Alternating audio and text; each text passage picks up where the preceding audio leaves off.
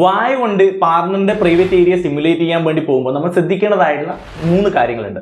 ഒന്നാമത്തെ കാര്യം എന്ന് പറയുന്നത് എല്ലാവരും ഇത് ഇഷ്ടപ്പെടുന്ന ഒരു കാര്യമല്ല.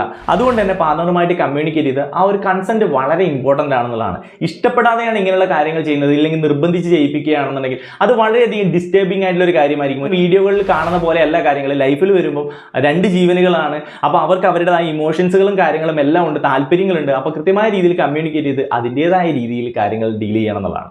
രണ്ടാമത്തെ കാര്യം എന്ന് പറയുന്നത് ഹൈജീൻ ആണ്. ഇപ്പൊ ചില ആൾക്കാർ ചിന്തിക്കും ആ സ്മെല്ല് കാര്യങ്ങളൊക്കെ ആ ഒരു മൂഡിൽ ഓക്കെ ആയിരിക്കും എന്നുള്ളത്. പലർക്കും ആ ഒരു സ്മെല്ല് ഒരിക്കലും ഓക്കെ ആവുന്ന ഒരു കാര്യമായിരിക്കില്ല.